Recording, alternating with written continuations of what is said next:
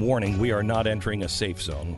We are entering the zone where Bill O'Reilly is, and he just might say anything. Is there spin in this zone? There's no spin in this zone. Oh, my gosh. Hello, Bill O'Reilly. How are you, sir?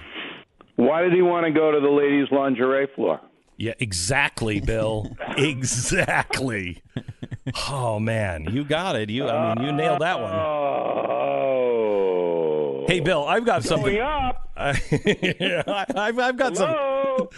I've got something for you that I think may make your head explode even more than that. Uh-oh. Okay, when I came out and said, look, Bill O'Reilly is my friend, and I can only base my judgment of Bill O'Reilly on what I know as a guy and what I know as a friend of his and somebody who has seen him in many places, and that was absolutely unacceptable. Unacceptable. Oh, my gosh, Glenn Beck is with that pariah Bill O'Reilly. Okay, nobody would accept that. I want to play something from George Stephanopoulos talking to an accuser of Tom Brokaw, and listen to what he said to her. Tom Brokaw's pretty angry. He says he was ambushed, says he was perp walked. What's your response? In that letter, he describes you as a colleague who has trouble with the truth. Are you absolutely convinced that everything you remember about that incident, those incidents with Tom Brokaw, what happened? As you know, a lot of women at NBC News have come forward. Some 60 women, some of the highest profile women at the network, have come forward in support of Tom Brokaw, support of his reputation as a colleague of integrity and decency. How do all of us I've known Tom Brokaw for years, watched him for years before that, admired his career, clearly has a loving family, friends. How do we put all that in context? How do you put it all in context? This is an important point in the Me Too movement for that very reason, because some people might be tempted to believe that all harassers look and act like Harvey Weinstein. It's not true. So they're surrounding Tom Brokaw with love and accolades, and they're all doing it because they say, I know him. I know him. What is the difference between you and Tom Brokaw? Is there? Well, there's a big difference between me and Brokaw, but, the establishment tends to protect itself. And as I said many times, not a man in the country that's safe from accusations at this point in history. There's not one in this whole country that's safe. And I think Stephanopoulos, he did his job, by the way. That's what Stephanopoulos should do, and all the interviewers should do, is ask the toughest questions they can ask to anybody who hoists an allegation. But in the general sense, Fox News is something to be destroyed. And, it's obvious that the left-leaning establishment press, the New York Times, Washington Post, all the networks want to destroy Fox News. The quickest way to do that was to get rid of me. And you were before me. So let's destroy Fox News. So that's really the difference here in tone. So, Bill, isn't the way they're handling the Tom Brokaw thing the way it should be handled? Look, we don't know. We weren't in the room. With you, I've said to you, I've said to the audience, I wasn't in the room. I don't know all of the details, but I have asked. There aren't any details on me. Look, there were very specific allegations made against Brokaw by Linda Vester, who I know. Okay, you're right. Nobody knows. So let the process play out. NBC hasn't done anything to Tom Brokaw. It's NBC's prerogative. You got to let it play out. But, when you look at these things, they have to be taken on every basis. Every single thing has to be taken on an individual level. It's like a crime. Not all shoplifting is the same. Not all robberies are the same. So, we're living in a very dangerous time, and this ties into your monologue on the nutty professor who made the comment in the elevator. Mm-hmm. If you do anything or say anything that's deemed to be, quote unquote, offensive, then you can have your life ruined. That's where we are in the Stalinist portion of America, which is growing. It's growing. Due process, forget it. We don't care about due process. We're going to try to destroy people. And now they have a mechanism in which to do that. Okay, let me switch subjects. Let me go to Donald Trump this week saying in a tweet that maybe we should choose the journalists that interview at the White House, that ask questions in the White House, because too many of them are saying negative things, and he deemed that fake news. The press should be adversarial to people in power, reasonably adversarial, not Yes. not just angry and trying to do anything they can to destroy, but they should never take them at their word, and they should do their job and make sure that they are not brought into a circle. Well, gosh, that's exactly what we had under Barack Obama. We had everybody in there was favorable to Barack Obama, and they didn't have a problem with that. Now everybody is not favorable to Donald Trump, with a few exceptions. And, I fought against the Obama administration for what they were doing to journalists, in particular to Fox News and James Rosen. And I have to stand up against this president if he would say that we need, we're going to pick and choose who's a journalist in the White House. That's not right. Well, it's not going to happen. First of all, it's the usual bombast from Donald Trump. He's not going to do anything because it would make a martyr out of Jim Acosta or the other people, April Ryan, who don't like him. But I think that if I were President, Beck, and we could all have a very good time if that were true, I would absolutely call out people, journalists, who are being dishonest, not unfair, dishonest. It's like in any other profession. If you're dishonest, then you can lose your perch. But you have to prove it. You'd have to say, here's what Acosta did over a period of time. Here's what was really true. The man is being dishonest, so we are not going to credential him to sit in the press briefing. You can get away with that, and I think that's legitimate. But for opinion, you can't. You got to let the journalist spout off.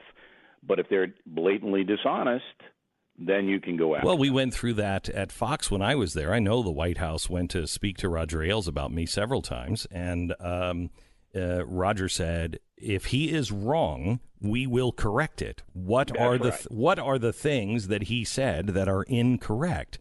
And they only could come up with that I said Van Jones went to prison when indeed he only went to jail.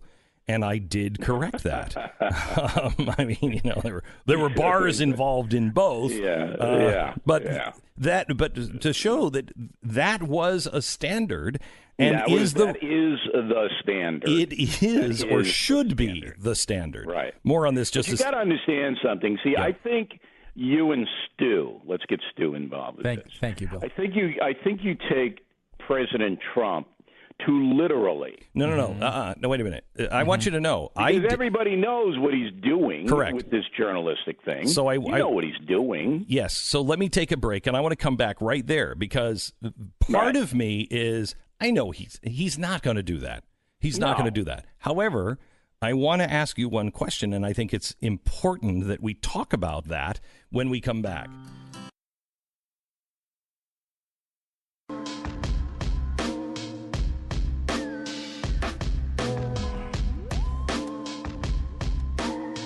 Glenn Beck.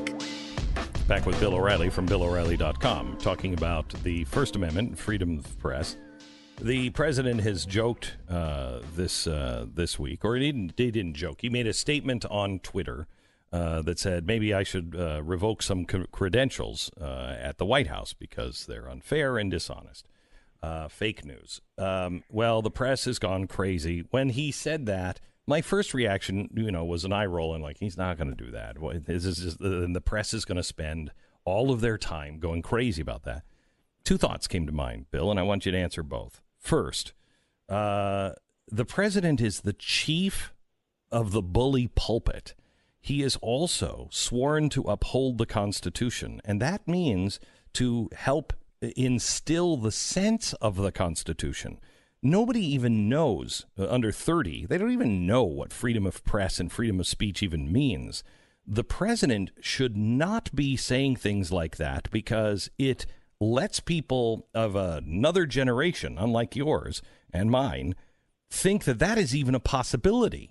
Second, I shouldn't be put in a position to where I am kind of numb to the president saying things like this.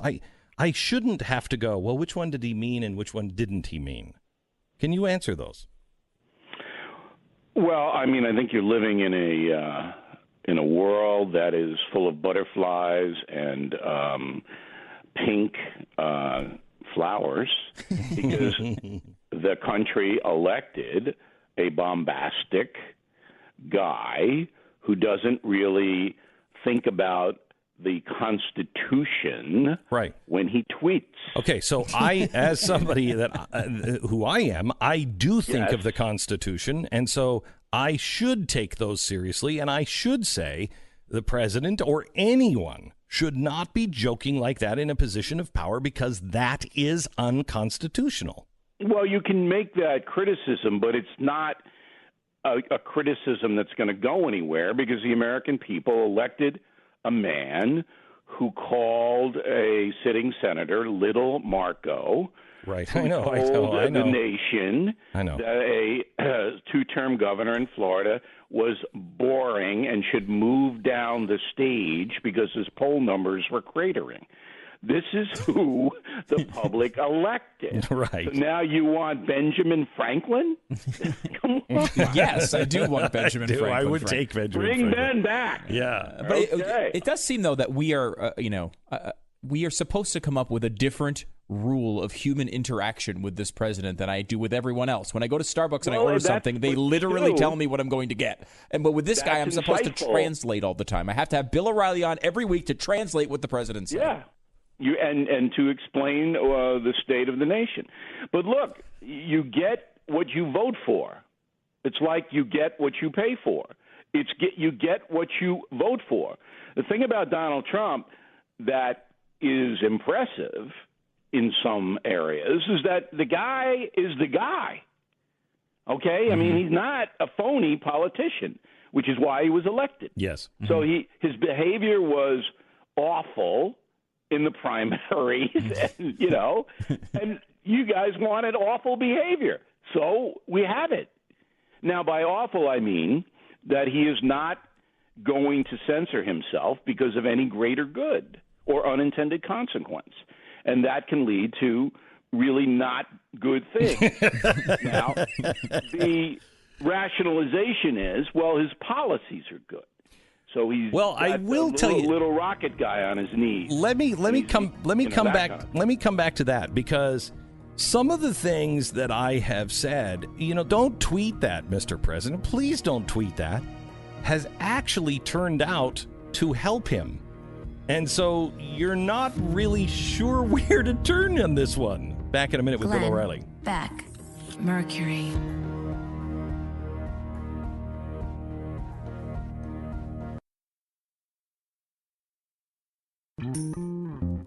This is the Glenn Beck Program. Go back to Bill O'Reilly. We're talking. Let me talk specifically about North Korea and the prisoners that were brought back to the United States. Bill, how much do you think Donald Trump's tweets, I mean, his very aggressive tweets against the short fat man, played a role? None. You want to know what happened? Yeah. All right. So Trump said to the Chinese guys, look, we can really put an economic hurt on you, and I'm going to go out and say that we're going to do that because we have a $375 billion deficit, and that's got to come down. And the Chinese guys said, ooh, we don't want that. And he said, and another thing, you get the little jerk in North Korea and you tell him he's got to stop this nonsense, and I'm putting it on you to do that. Now, if you bring him in, then I'll lay off on the deficit thing. That's what happened. So the Chinese guys called up the little rocket guy and said, hey, if you keep it up and keep launching missiles and being bellicose, word of the day, okay, we're going to make sure that there's a bullet in the back of your head. So you're 29. Do you want to see 30? You knock it off. So little rocket guy met with his two friends, and he said, we probably should knock this off, and then we'll get a lot of fame by playing along and being a good guy like Muammar Gaddafi, who did the same thing when he was on the ropes in Libya. So that's why it happened. Had nothing to do with tweets. So he is turning out. How about that analysis? No, it's very good. It's very Let's good. hear it for the man. He is. Let's hear it. Exactly what happened. All right. So he is turning out to be Yes. what was promised as a very good negotiator in some cases, but not on the domestic front. Why? Well, wait. I don't know about very good negotiator yet. Okay, we'll see. Good Because for you. Iran's now in play and Putin is still causing troubles. I'm not sure about that. But the one thing he has that no American president has had since Millard Fillmore is that Trump is crazy. Okay? So, and I say that in the nicest way. I bet you do. And these guys over there going, this son of a bitch, he could lob the missile right into my nose. That's what I meant by those tweets. He is a guy with a twitchy eye to the rest of the world. He does not play ball the way everybody else does, and I think that's important. At the negotiating table, you have to know your opponent. That's right, but they don't know him yet. Correct. But they don't want to take the chance. Now, don't be surprised, as in the next press conference, Donald Trump steps to the podium wearing a serape, a round Western hat, and having a little cheroot. Make him, okay? Okay. And because he wants the bad guys in the world, he wants them to think this guy's capable of anything. Is it? That's what he's doing with Iran now. Okay, He's doing exactly the same thing. So He's going, we're going to break you. We're going to break you first economically, but if you get out of line, you fire on one of our warships in the Persian Gulf or anything, you see what's going to happen. And so that kind of persona is effective to some degree. It's not going to work with Putin. yes, I know. But it will work with the third world people. So That's why he got little rocket man to do what he's doing. Tell me what's going to happen next week and this weekend in Israel. Things are really heating up between Iran and Israel. I think that's where the next war is going to be for the Middle East. But it's not going to be a long war because Iran can't stand up to the Israeli military machine. So you got to, the mullahs know they got problems inside the country because all the people hate them because they can't prosper. All right. The only reason they're there is because of the Revolutionary Guard, which is like the Gestapo or the SS. It's the same thing, and that's the only reason that these mullahs control that country. So Israel is itching to blow the hell out of them. All right. So I predict that Iran will pull back. It made its little statement, and it got whacked. And so the Iranian military machine can't stand up to the Israeli military machine, and that's why the thing will peter out, I think. I want to talk to you about your op-ed, Political Evil. This is something that we covered on our show 3-4 weeks ago, and there's no traction on it. People are not paying attention, and you are right. It is political evil. Do you want to go through this? No doubt.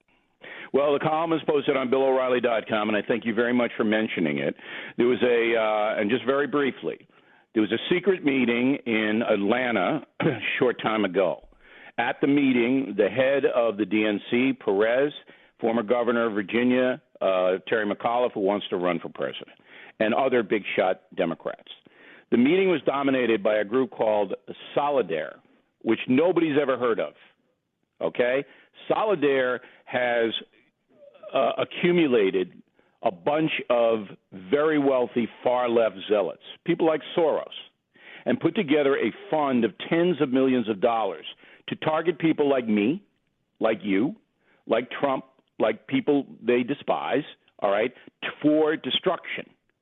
And that can take on a lot of different forms. But the form that is apparent is that they are paying people, attorneys. Who's paying Stormy Daniels' attorney? Avenatti. Who's paying him? Somebody is. Okay? So anyway, this group, which was involved in this conference in Atlanta, put together a slush fund of tens of millions of dollars to destroy people. Americans don't know about it. Mainstream media won't cover it.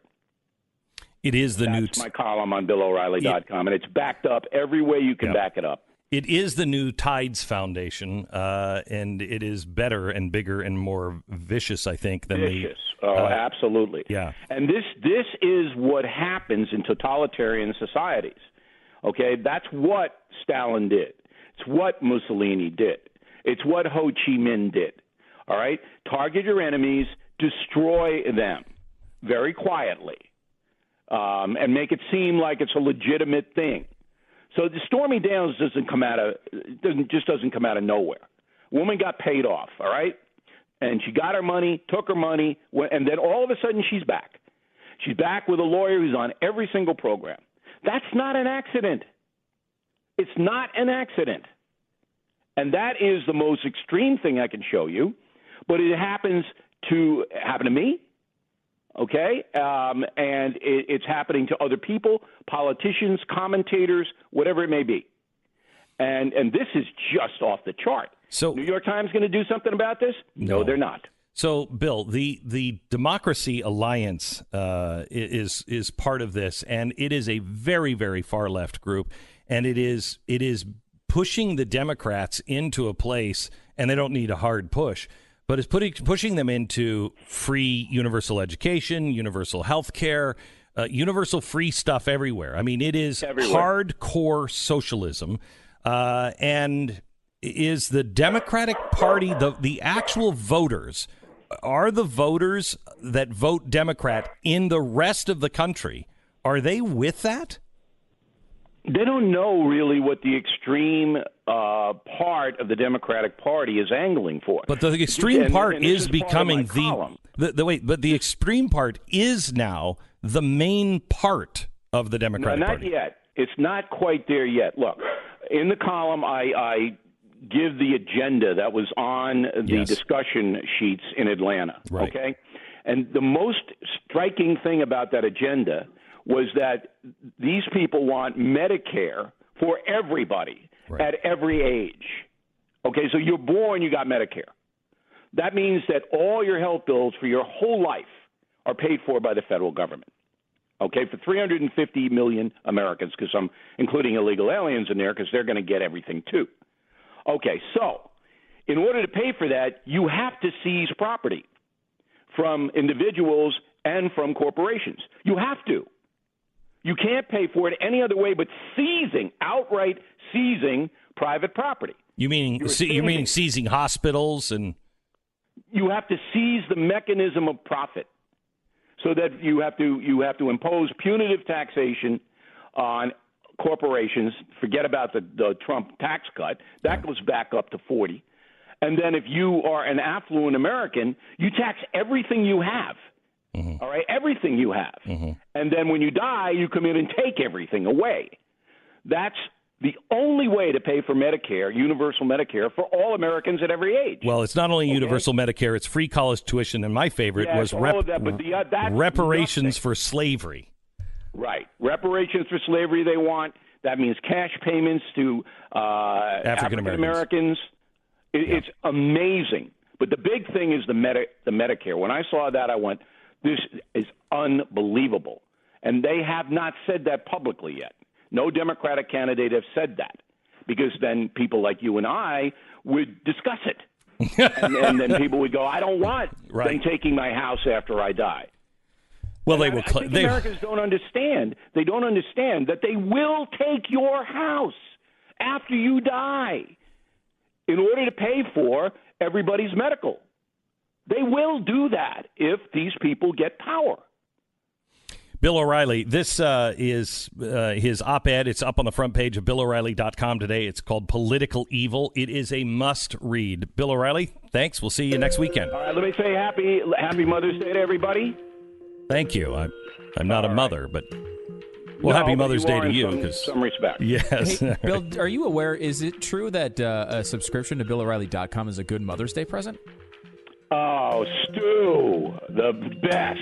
Oh, my yes, gosh. it is. Good. What do you get from him? What does he give you? What? 12%. Thanks.